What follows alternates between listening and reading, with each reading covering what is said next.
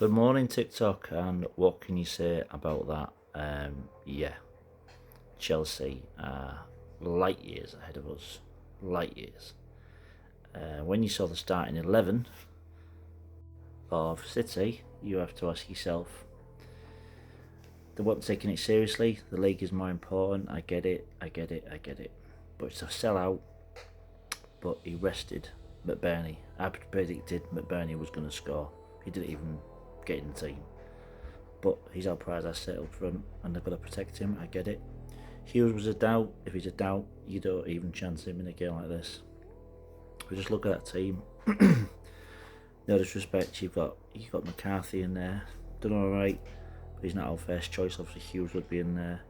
You've got Kumas up front. Obviously, McBurney would be there, and it just didn't get going. They kind of held their own for 20 to 30 minutes, but Chelsea never looked in any danger. And when we did get down the flank with Miller and Giles, Miller had a simple ball to play to Giles, and he fluffed it. To be credit to him, he did retrieve it on the byline in front of Reece James and nearly created a goal. But that is probably the only decent chance we had until we were 4-0 down. A couple of chances towards the end. But did we really stand a chance when you look at Chelsea's lineup? I mean, God, look at that lineup. This team's worth 1.5 billion. Maybe not that team, but the whole team's worth 1.5 billion. And Liam Senior, coming back to the club that sacked him, was never going to chance it. He took it like you said, Champions League game, Premiership game, and it showed. Look at the team on paper. So Neto was world class. I mean, this lad is on another level. They got a snip from Wolves for 56 million for him, and Neto could control the game. He could have had about 4 or 5 goals, never mind a hat trick. He's incredible talent, and probably worth double what they paid for him now. Absolutely amazing, and took all 3 goals brilliantly, and also set up really well by this fella who you might remember. I mean, Liam Delap was sensational at Hull when he was on loan, and this lad can go all the way, but injuries let him down. But when he's on song, he's unstoppable. I mean, he didn't score. There was a chance where Phillips kicked the ball straight at him. He thought the ball was in. He sort of jogged over, celebrating. Didn't realise it was in. Waiting for the referee to give it. And then by the time he put his hand up again, celebrating, the chance had gone. But he set up all 3 goals, and yeah, I know they scored 4, but on another level. And yeah, I don't think City were interested. It's just a shame because it was a full house, and I don't think we gave it a go, and I think they could have done a lot better. There wasn't any,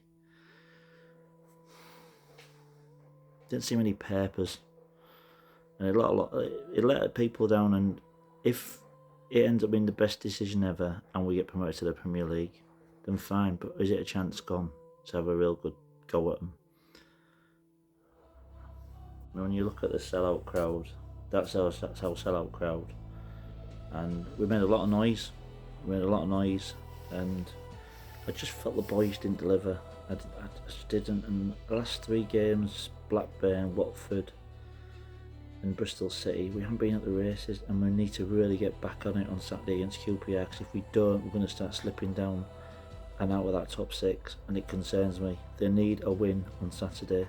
He's put this behind them, and they need a win on Saturday, and they need to be firing again, because as Sergei said, our expectation level has gone up, and before there was no pressure on the boys, and we've slowly crept into that top 6, and then was even looking at one point going second or first.